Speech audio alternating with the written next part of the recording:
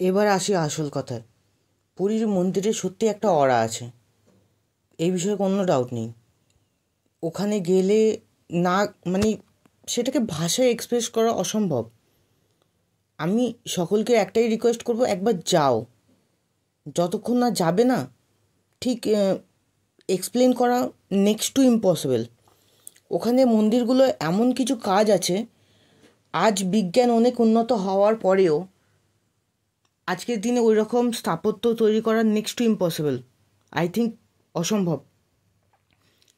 কাছে থেকে না দেখলে বোঝা যাবে না, দূর থেকে দেখলে একরকম, কাছে যাও তার ভেতরের ডিজাইন দেখবে, আরও কাছে যাও আরও কিছু সূক্ষ্ম সূক্ষ্ম জিনিস দেখতে পাবে। আমার ফোনের ক্যামেরায় কিছু আসেনি, অনেক কম দামি একটা ফোন, জাস্ট ওয়াও।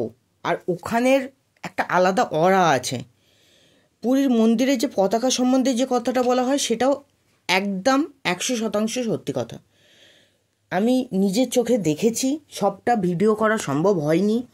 অনেক সময় পতাকাটা বাতাসের উল্টো ডাইরেকশানে উঠছিল এবং একটা একটা আলাদা আলাদা টাইমে আলাদা আলাদা অ্যাঙ্গেল ক্রিয়েট করছিল, যেন পুরোটাই ওর নিজের মর্জির ওপরে নির্ভর করছে। পুরীর মন্দিরে সত্যিই যাওয়া উচিত। আমি গিয়ে দেখে এসে বলছি সবাইকে পার্সোনালি একবার যেতে। বাকিটা তোমাদের ইচ্ছার ওপরে, বাট সত্যি ওখানে কিছু একটা আছে, এমন কিছু আছে যা আমার মাথায় ঢোকেনি। আমি সম্পূর্ণরূপে এক্সপ্লেন করতে পারবো না। আমি সত্যি বলছি, আমি সব কিছু ভাষায় প্রকাশ করা অসম্ভব।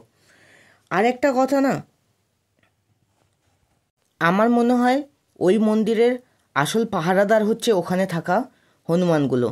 সত্যি তারা যে কীভাবে ডেডিকেটেডলি যেন কাজ করছে, সেটাকে বলে বোঝানো অসম্ভব। কিছু কথা আমি বলতে চাইছি না, বাট ভগবান যাওয়ার সময় এবং আসার সময় আমাকে অনেকভাবে হেল্প করেছিল। সেটা ছাড়া পসিবল হতো না। আমি সমস্তটা ভিউ পাওয়ার জন্য বলতে পারবো না। আর আরেকটা কথা, তোমাদেরকে আমি একটা কথা বলি, ওখানে যখন যাবে না, তোমরা একদম আর্লি মর্নিংয়ের ভিউটা দেখো।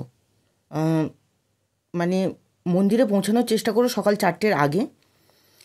সেখান থেকে আস্তে আস্তে যে ট্রানজিশন হবে, যে ভিউটা তোমরা পাবে, একদম আর্লি মর্নিংয়ের ভিউ।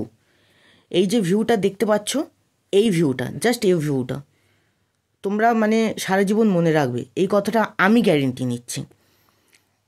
খুবই ভালো, তোমাদের রোমাঞ্চকর অভিজ্ঞতা হবে।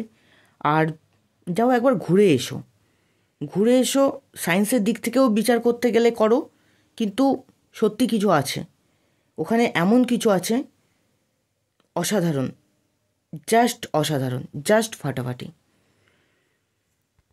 ফেরার সময় ট্রেন লেট ছিল, কিন্তু তাতে কি, মনের মধ্যে ছিল একটা অদ্ভুত রকম শান্তি। এমন শান্তি যেটা হয়তো ছবিতেই তোমরা দেখতে পাচ্ছ। সব কিছু মুখে এক্সপ্লেন করা সম্ভব নয়।